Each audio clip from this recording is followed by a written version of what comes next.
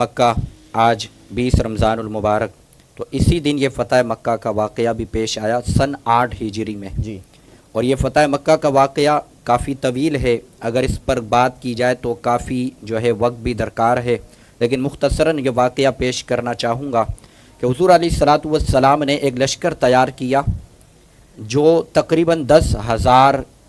جو ہے افراد کی تعداد پر مشتمل تھا، اور حضور علیہ الصلاۃ والسلام نے جب یہ لشکر تیار کیا تو ان کا مین جو مقصد تھا وہ مین مقصد جو ہے فتح مکہ کا تھا کہ مکے میں داخل ہو کر آزاد رہ کر ہم اپنی عبادت کو کر سکیں، اور مکے میں جو بت پرستی کے معاملات ہیں ان کو ختم کیا جا سکے اور آزاد رہ کر اللہ کی عبادت کی جا سکے۔ تو اسی طرح حضور علیہ الصلاۃ والسلام نے لشکر تیار کیا، اور بالکل مشہور و معروف نام ہے صلح حدیبیہ۔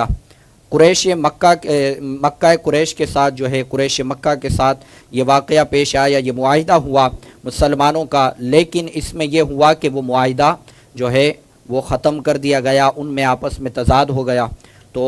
حضور علیہ الصلاۃ والسلام جو ہے 10,000 افرادی قوت کے ساتھ لشکر کے ساتھ مکے کی طرف روانہ ہوئے۔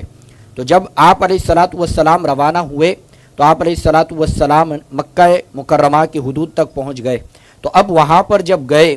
تو وہاں پر ایک جھڑپ، ہلکی سی جھڑپ ہوئی کہ کچھ منافقین اور کفار تھے جو سازش کرنا چاہ رہے تھے، اور ہمارے نبی پاک علیہ السلام کے اس لشکر کو روکنے کی کوشش کر رہے تھے کہ یہ مکہ میں داخل ہو کر ہمیں وہاں سے بے دخل نہ کر دیں۔ اب وہاں پر جب جھڑپ ہوئی تو میرے اور آپ کے ذہن میں اس صحابی رسول کا جب نام آتا ہے تو ان کی شجاعت اور بہادری کا ہمارے ذہن میں اس قدر معاملہ آتا ہے کہ قتال کا معاملہ ہو، جنگ کا معاملہ ہو، جہاد کا معاملہ ہو، ہمیشہ اپنی تلوار کو سر بلند رکھتے ہوئے پیارے مصطفیٰ کے ساتھ کھڑے رہے، اور وہ صحابی رسول حضرت خالد بن ولید رضی اللہ تعالیٰ عنہ کہ انہوں نے ہمارے نبی پاک علیہ السلام کے لشکر میں اپنی کمان کو سنبھالا، اپنی جو ہے تلوار کو سنبھالا، اور جب وہ کافر کا لشکر سامنے آیا ہمارے نبی کے لشکر کو روکنے کے لیے، تو وہاں پر یہ واقعہ پیش آیا کہ خالد بن ولید رضی اللہ تعالی عنہ اور چند ساتھیوں نے اپنی تلوار کو اٹھایا اور تلوار اٹھا کر ان سے جنگ کرنا شروع کر دی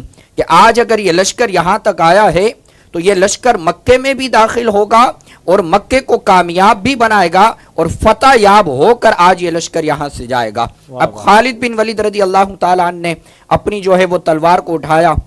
اور دیگر صحابہ کرام نے بھی اس تلوار کو لیا اور ان کے ساتھ شامل ہو گئے، جنگ کرنے لگے، یہاں تک کہ افرادی قوت اور طاقت کا عالم یہ تھا کہ جب حضرت خالد بن ولید نے تلوار چلانا شروع کی تو کفار کے 12 افراد کو مار گرایا، اور جب وہ کفار کے 12 افراد گر گئے تو باقی افراد جو ہے وہ ان 12 لوگوں کو گرتا دیکھ کر اپنے ساز و سامان اور اسلحوں کو چھوڑ کر بھاگ گئے۔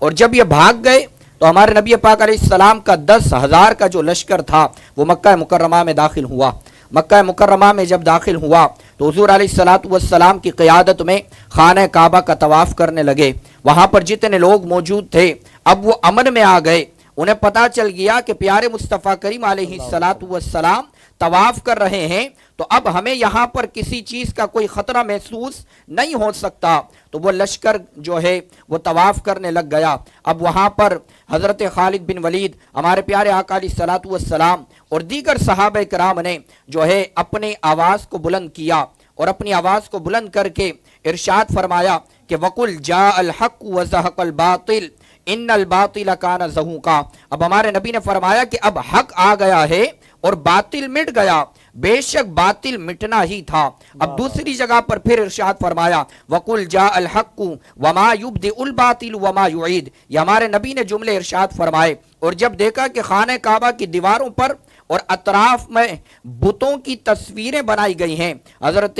محمد مصطفیٰ صلی اللہ تعالی علیہ وسلم نے حیدر کرار، مولا علی شیر خدا کرم اللہ تعالی وجہ الکریم کو اپنے ساتھ لیا اور انہیں حکم دیا کہ اے مولا علی، تم نے